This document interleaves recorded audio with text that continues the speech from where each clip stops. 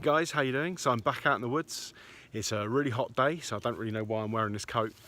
Blue sky, not a cloud in the sky, sun's out, really warm. I'm going to cover today something that I didn't actually film last time, which was starting the fire that I cooked on using my fire strike, my fire still. So today I'm going to make a short video just to show you how that's done. I'll talk a little bit more about fire lighting and my opinions on it when you're out. And I do think that using a fire steel or a bow drill for friction fire lighting, that should just be a last resort.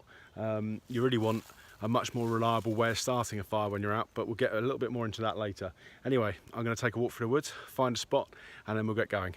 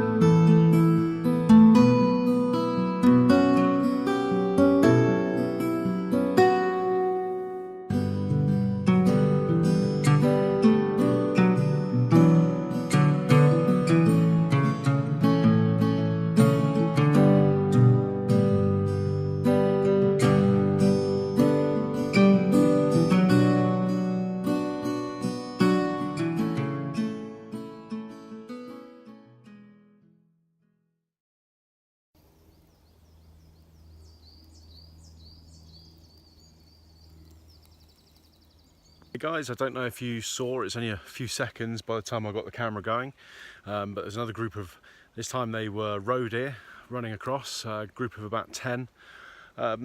Quite easy to tell the difference between a male and a female. Females tend to have a white heart on their backside, it's like white fur, and the males, they have that white bit too, but it tends to be more like a kidney bean shape. So that's a quick and easy way to tell the difference. So I've got some birch bark. I've been collecting it as I've come through this woodland. It's not a complete rule of thumb, but you tend to find a lot of birch trees on the edge of woodland, and their bark is an excellent fire lighting source, which I'm about to show you.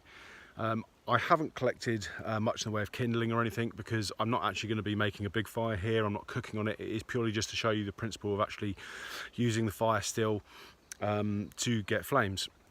It's pretty obvious what you do after then. You need to keep feeding the fire, and as I said before, preparation is the key to success. What you don't want is to actually create flame and then have to run around trying to find fuel to actually feed the fire. You want it to be build some coals and actually be self-sustainable, and before you have to go off and look for more fuel. So I haven't done much preparation here, and I know some people will say, oh well, you're not practicing what you preach, but I'm aware of that.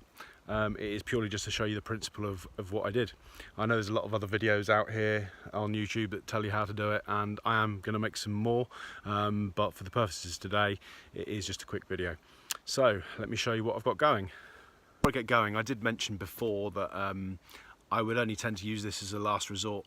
If you're going to find yourself in a situation where you need to make a fire, particularly if it was in a situation that might save your life, if you're in a very cold climate, if you went through the ice and got soaking wet, if you got wet in a rainstorm and your life depended on it, you don't want to be messing around making bow drills for friction fire lighting or trying to use a fire still if you can help it. You really need a much more reliable way of starting a fire and potentially saving your life. For this reason, I would recommend that you have at least one lighter with you if you think you're going to find yourself in a situation where this may occur.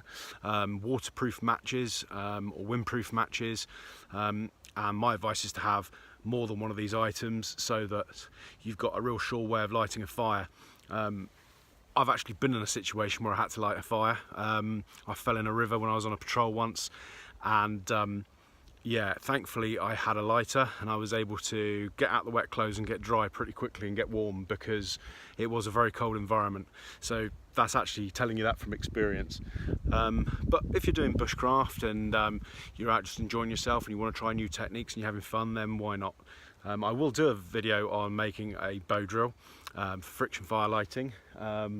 It's good fun, it takes a bit of time, but I will do that for you. In the meantime, I'm going to show you with this fire still now. Like I say, I'm not going to build a massive fire, I'm just going to get some flames so just you can see the principle of how to do it. What I've got is I've got some birch. It literally is just the bark. It was on dead full, so I'm hoping there's still enough resin to make it catch. And I've just got a few little twigs there. This is actually pine. It wouldn't be any good for sustaining a fire. You really want to, as I mentioned before, use hardwoods. They produce much hotter coals that are more longer lived and much better for cooking on and keeping you warm. I've got my Bear Grylls knife, which I'll show you what I'm going to use that for in a minute. And I've also got my fire still.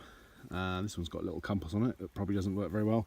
And that also comes with a striker as well. If you didn't have the striker, you could use the knife, but I wouldn't recommend this because it will do your blade in pretty quickly. Okay guys, so what I'm going to do is taking my blade and my knife and this birch bark, I'm going to, the silver side if you like, you can see like the resin, the beautiful orange side, but on the silver side I'm just going to take the knife and the blade of my knife, and I'm going to scratch up a load of dust and curls. It doesn't need a lot.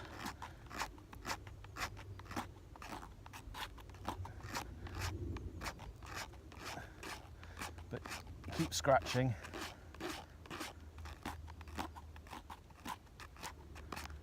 Until, I don't know if you can see that, we've got a load of dust and some curls, okay? Once you've got the dust and the curls, it's quite simple.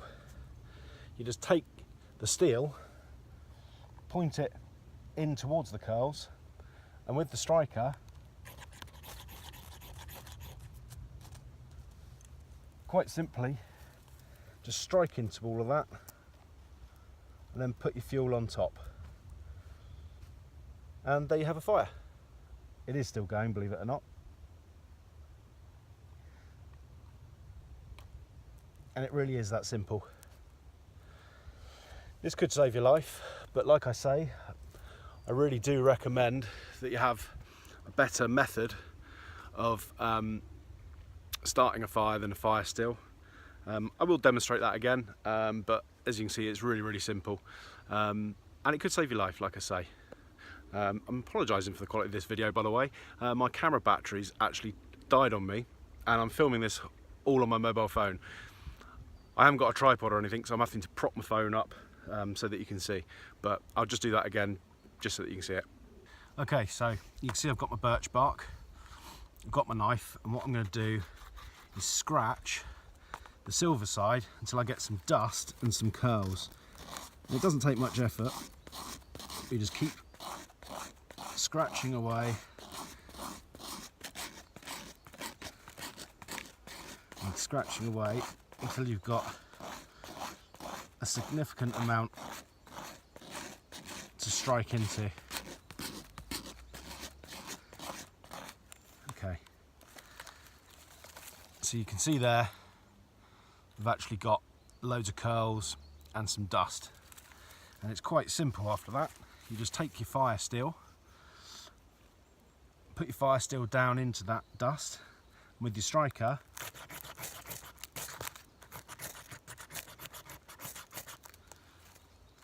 and there you go. At this point you'd put little bits of kindling on, obviously a lot more than this because you did on your preparation, and there you go, you've got a fire. It really is as simple as that.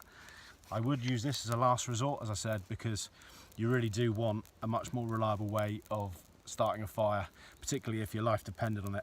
You can see it is simple, but I don't recommend this as your first resort. If you're in a survival situation, you really do need a lighter or matches. So I hope that's obvious, and I hope that's simple to understand. Please do give it a go. These fire stills are cheap. They're only probably £10 on Amazon. If, like I say, the scraper hadn't worked, I could have used my knife, but I wouldn't really want to do that because you will ruin the blade. Anyway, there you go. So I hope you got something out of that video, guys. I know it's very short and it was very basic, but it demonstrated what I wanted to show you and what you guys didn't get to see when I started that fire last time I was out here. Got a bit of drone footage which you'll see, and I've got some more videos coming very soon. I will be doing some debris shelters and things like that. Anyway, have a good weekend, be nice to somebody, and I will see you soon.